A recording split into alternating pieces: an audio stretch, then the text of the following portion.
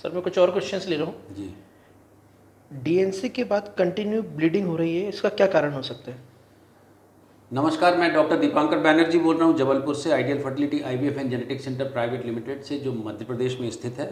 और ये जो क्वेश्चन है डीएनसी के बाद में अधिकतर इनकम्प्लीट एबॉर्शन में जो हम इवैक्यूएशन या डीएनसी करते हैं उसमें कई बार हार्मोन के इम्बैलेंस के कारण भी थोड़ी सी ब्लीडिंग होती रहती है। बट यदि ब्लीडिंग कंटिन्यूसली हो रही है, हैवी हो रही है, तो अल्ट्रासाउंड जरूर करवा लें भीतर, यदि देख लें कुछ प्रॉब्लम तो नहीं है। कई बार एक्टोपिक प्रेगनेंसी रहती है और ब्लीडिंग होती रहती है, डीएनसी करवाते हैं, बहुत सारे प्रॉब्लम्स हो सकते हैं। कोशिश करिए कि आप एक अल्ट्रासाउंड कराएं और यदि हो सके तो एक बीटा एचसीजी ब्लड टेस्ट जरूर करवा लें। Sir please make a separate video on primary ovarian insufficiency treatment.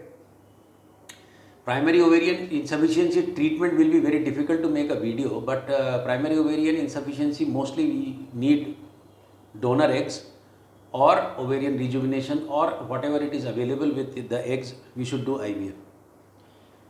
मैंने भी आपके यहाँ से हिस्ट्रोस्कोपी और आईवीएफ कराया था, फर्स्ट साइकिल में ही मेरा सक्सेस हुआ और मैं 3 मंथ की प्रेगनेंसी है मुझे। Thank you.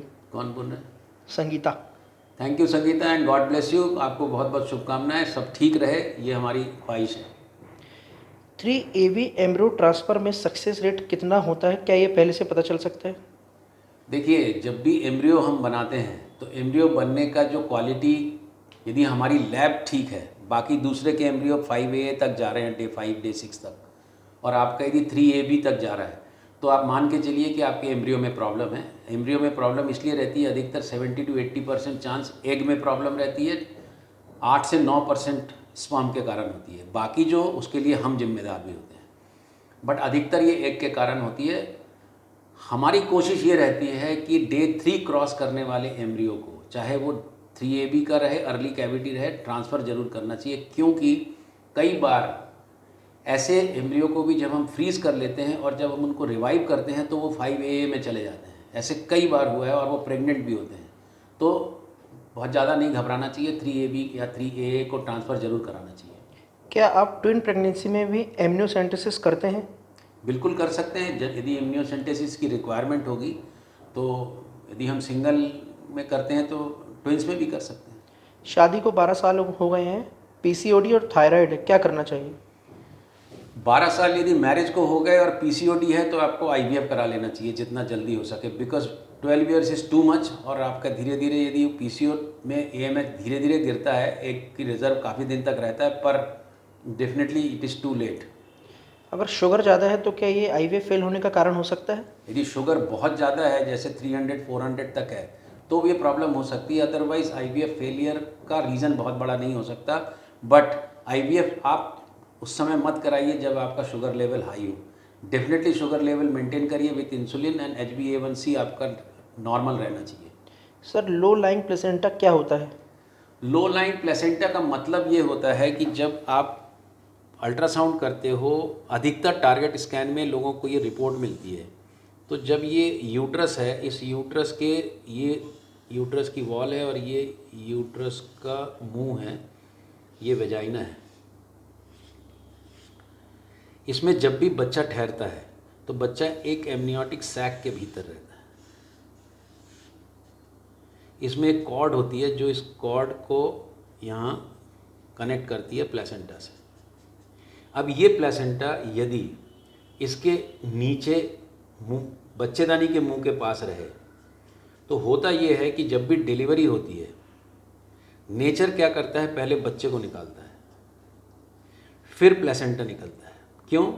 क्योंकि बच्चे की जो ब्लड सप्लाई है वो प्लेसेंटा से हो रही है, और यदि प्लेसेंटा की ब्लड सप्लाई जो मदर से प्लेसेंटा के थ्रू इसके पास जा रही है, यदि ये पहले निकल आए या कॉर्ड दब जाए तो बच्चे की डेथ होने का चांस रहता है।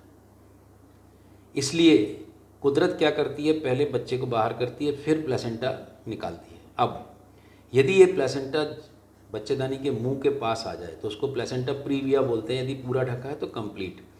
अब यदि ये प्लेसेंटा थोड़ा सा नीचे रहे बट इसके मुंह को मड नहीं ढके तो इसको लो लाइंग प्लेसेंटा बोलते हैं। लो लाइंग प्लेसेंटा 4 से 5वें महीने में यदि रहता है तो अधिकतर ये जब और ग्रो करेगा तो ये ऊपर खिसक जाता है और ये फ्री हो जाता है। तो लो लाइंग प्लेसेंटा को आप डेफिनेटली फॉलो करिए अल्ट्रासाउंड से। यदि ये ऊपर नहीं जा रहा है या नीचे जा रहा है तो ये एक रिस्क है, क्योंकि जब भी डिलीवरी होगी ये प्लेसेंटा बाहर निकलेगा या ब्लड निकलेगा तो ये बच्चे का ब्लड इधर से निकल आता है, तो इसमें खतरा रहता है, तब हम सीजर करके बच्चे को निकालते हैं। सुनने और जुड़ने के लिए बहुत बहुत धन्यवाद। यदि आप अभी तक हमारे साथ जुड़े हैं तो आप इस चैनल को सब्सक्राइब करिए और नोटिफिकेशन बटन को ऑन करिए।